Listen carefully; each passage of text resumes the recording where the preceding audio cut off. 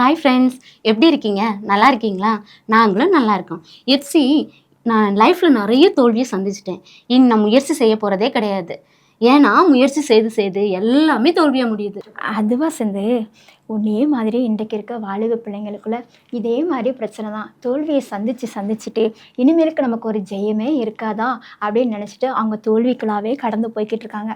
இல்லை சிந்து, ஏசப்பாக்கு அவங்களுடைய இருதய கதவை திறந்து கொடுத்தா போதும். நிச்சயமாக ஏசப்பா அவங்களோட இருதயத்துக்குள்ளே வரும்போது அவங்களுடைய வாழ்க்கை ரொம்ப ஜெயமுள்ளதாக மாறும். அதை குறித்து இப்போ நம்ம பாட்டு கற்றுக்கலாமா? டொக் டொக் டொக் டொக் சத்தம் கேக்குது, லேப்டாப் லேப்டாப் ஹார்ட் பீட் துடிக்குது. டொக் டொக் டொக் டொக் சத்தம் கேக்குது, லேப்டாப் லேப்டாப் ஹார்ட் பீட் துடிக்கு. இதய கதவை திறந்திடு, இயேசுவுக்கு இடங்கொடு. இதய கதவை திறந்திடு, இயேசுவுக்கு இடங்கொடு. உன்னில் வாழ்ந்திடுவார், உன் வாழ்வை மாற்றிடுவார். உன்னில் வாழ்ந்திடுவார், உன் வாழ்வை மாற்றிடுவார். ஹோலி ஹோலி ஹோலி, உன் லைஃப் எல்லாமே ஜாலி. ஹோலி ஹோலி ஹோலி, உன் லைஃப் எல்லாமே ஜாலி. டொக் டொக் டொக் டொக் சத்தம் கேக்குது, லேப்டாப் லேப்டாப் ஹார்ட் பீட் துடிக்குது. டொக் டொக் டொக் டொக் சத்தம் கேக்குது, லேப்டாப் லேப்டாப் ஹார்ட் பீட் துடிக்குது. இந்த பாட்டுக்கு ஒரு ஆக்ஷன் பார்ப்போமா?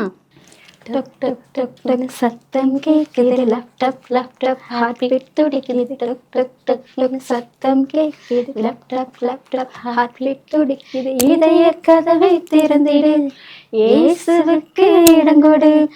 இதய கதவை திறந்திடு, இயேசுவுக்கு இடங்கொடு. உன்னில் வாழ்ந்திடுவார், உன் வாழ்வை மாற்றிடுவார். உன்னில் வாழ்ந்திடுவார், உன் வாழ்வை மாற்றிடுவார். ஹோலி ஹோலி ஹோலி, உன் லைஃப் எல்லாமே ஜாலி. ஹோலி ஹோலி ஹோலி, உன் லைஃப் எல்லாமே ஜாலி.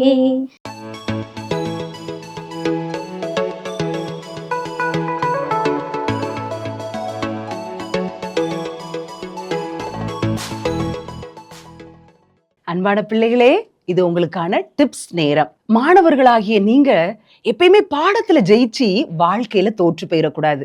ஸ்டூடெண்ட்ஸா இருக்கிற நீங்க வாழ்க்கையிலையும் ஜெயிக்கணும். பாடத்துல 90% மேல வாங்கிட்டா ரொம்ப ஹாப்பி தான், ரொம்ப சந்தோஷம். அதே வேளையில வாழ்க்கையில ஜெயிக்க வேண்டிய காரியத்தையும் சரியாய் செஞ்சு கொண்டிருக்கணும். வாழ்க்கையில கிறிஸ்தவ பிள்ளைகளாகி நம்ம எப்படி ஜெயிக்கலாம்? ஆண்டவருக்கு பிரியமா வாழ்றது இல்ல. இன்னைக்கு அதுக்குரிய ஒரு சின்ன டிப்ஸை ஒன்று சொல்ல போறேன். நம்ம பிசிக்ஸ் லேபுக்கு போயிருப்போம். அங்க நிறைய மேக்னெட்ஸ் எல்லாம் இருக்கும், நமக்கு தெரியும். சயின்ஸ் ஸ்டூடெண்டோ இல்லையோ, எல்லாருக்கும் நமக்கு தெரிஞ்சது என்னன்னா, காந்தத்தின் இரு துருவங்கள், ஒன்னு வடக்கு, ஒன்னு என்னது, நார்த் அண்ட் சவுத். நார்த்து எதிரெதிர் துருவங்கள் ஒன்றை ஒன்று ஈர்க்கும் அப்படிங்கிறது நம்ம எல்லாருக்கும் தெரியும். நார்த்தையும் கிட்ட கொண்டு வந்தா ஒட்டுமா? ஒட்டாது. நார்த்தும் சவுத்து கிட்ட கொண்டு வந்தா ஒட்டுமா? ஈஸியா அது ஒன்னே ஒன்று செஞ்சிடும், கவர்ந்துரும். இது மூலம் ஏசப்பா இன்னைக்கு ஒரு காரியத்தை உனக்கு சொல்ல போறாங்க. என்னன்னா, இந்த உலகத்துல இருக்கிற நம்ம ஒவ்வொருத்தரும் எதிர்பாலினத்தவரால ஈஸியா ஈர்க்கப்பட்டு விடுவோம்.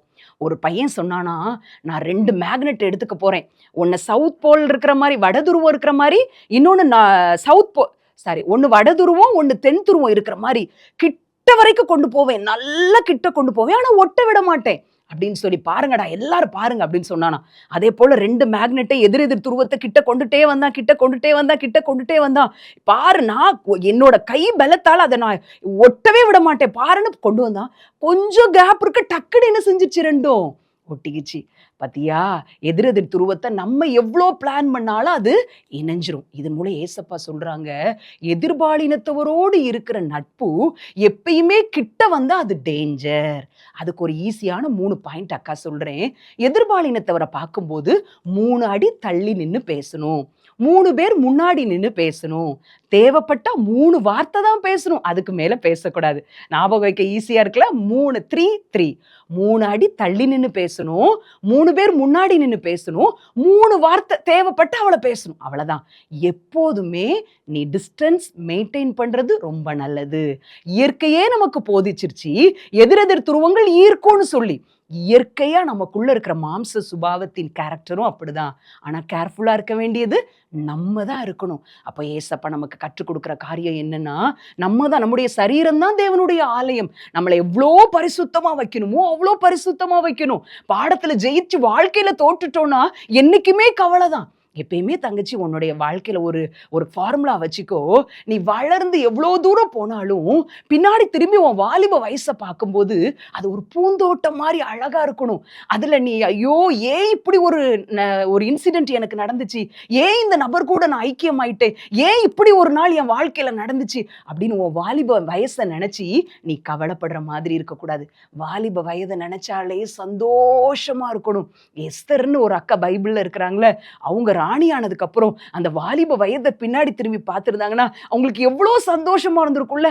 ஓ, எத்தனை மனுஷரோட கண்கள் எனக்கு தயவு கிடைச்சிச்சு, ராஜா போட்ட மாலை என் கழுத்துல போடும்போது எவ்வளோ ஹாப்பி. அவங்கள பத்திரமா பாதுகாத்து கொண்டாங்க. அன்பான வாலிப தங்கச்சி, வாலிப பிரயாயம் பெண்மை அப்படிங்கிறது பாதுகாக்கப்பட வேண்டிய ஒன்று. அதனால உன்னை ரொம்ப கேர்ஃபுல்லா கர்த்தருக்கேற்ற பரிசுத்தமுள்ள பிள்ளையா பாதுகாத்துக்கிட்டனா ஆண்டவர் பரிசுத்தமுள்ள தேவன், பரிசுத்தமான தெய்வ திட்டங்களை எல்லாம் உன்னுடைய வாழ்க்கையில தருவாங்க. இந்த டிப்ஸ் உனக்கு மறக்கவே மறக்காதுன்னு நினைக்கிறேன். பிசிக்ஸ் லேபுக்கு போகும்போது மேக்னெட்டை பார்க்கும்போது இதை ஞாபகம் வச்சுக்கோ. அக்கா இந்த காலத்துலலாம் இதெல்லாம் செல்லுபடி ஆகுமா, இப்படி சொல்றீங்களக்கா, சோசியல் மீடியா சேட்டிங் மெசேஜ் எல்லாம் நினைச்ச உடனே எங்க இருக்கிறவங்கள்ட்டாலும் பேசுறதுக்கு ஈஸியான இந்த காலத்துல 3 அடி தள்ளி நில்லு, 3 பேர் நிற்கும் போது பேசு, இதெல்லாம் சாத்தியமாகுமா அப்படின்னு சொல்லி நினைக்கலாம். எப்படி 1000 ஆண்டுகளுக்கு முன்பதாக பெண்மை விலையேற பெற்றதோ அதே போலதான் இன்னைக்கும் உனக்கு உன்னுடைய பெண்மையை வெளியேற பெற்றதா கொடுத்திருக்கிற தேவன் கிட்ட பத்திரமா நீ வச்சிருக்கணும் அப்படின்னு நினைச்சேனா இந்த டிப்ஸ் எல்லாம் ஃபாலோ பண்ணனா வாழ்க்கையும் ஜெயிக்கலாம். ஆண்டவர் உன்னை ஆசீர்வதிப்பார்.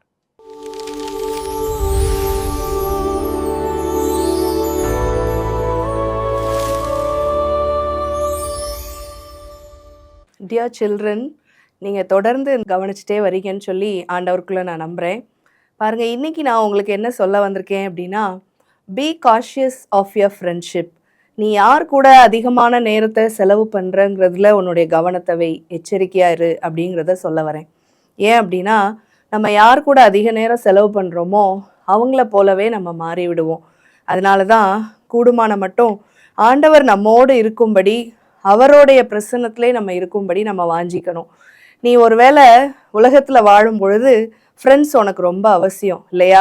ஏன்னா உன்னுடைய டைமை நீ ஸ்பெண்ட் பண்ணுறதுக்கு, நிறைய காரியங்களை கற்றுக்கொள்வதற்கு, சேர்ந்து படிப்பதற்கு, சேர்ந்து விளையாட்டு பயிற்சிகளை எடுப்பதற்கு, அப்புறம் நீ வெளியில் எங்கேயாவது போகணும், ஏதாவது வாங்கணும் அப்படின்னா யாரோட அசிஸ்டன்ஸ், அது யாரோட கம்பேனியன்ஷிப், அது உனக்கு அவசியம். ஆனால் அதே நேரத்தில் whom to say no and whom to say yesங்கிறதும் உனக்கு தெரிஞ்சிருக்கணும். இல்லைன்னா நீ என்ன பண்ணிடுவ, தேவையில்லாத காரியங்களுக்கு எஸ் சொல்லி நீயும் பிரச்சனைகளில் மாட்டிக்கொள்வதற்கு வாய்ப்பு இருக்குது. ஒரு ப்ராவர்ப் சொல்லுவாங்க, tell me who your friend is, Jal tell you who you are. உன்னுடைய நண்பன் அல்லது தோழி யாருன்னு சொல்லு, நீ யாருன்னு நான் சொல்கிறேன்னு சொல்லி. ஏன் அப்படின்னா, அதிகமான நேரம் யார் கூட செலவு பண்ணுறோமோ அந்த குணாதிசயமும் நம்மள ரிஃப்ளெக்ட் ஆக ஆரம்பிச்சிரும், பிரதிபலிக்க ஆரம்பிச்சிரும். ஸோ நம்ம ஃப்ரெண்டை வச்சே நம்மளுடைய குவாலிட்டிஸை, கேரக்டர்ஸை டிஃபைன் பண்ணிடுவாங்க. அதனால் நல்ல தோழமையை, நண்பர்களை நீ தெரிந்திடு. உன்னுடைய வாழ்க்கையில் கடவுள் வைத்திருக்கிற பெரிய திட்டத்தை அடைவதற்கு அது நிச்சயமாகவே ஹெல்ப்ஃபுல்லாக இருக்கும். So be wise in selecting your good friendship. Okay, may God bless you.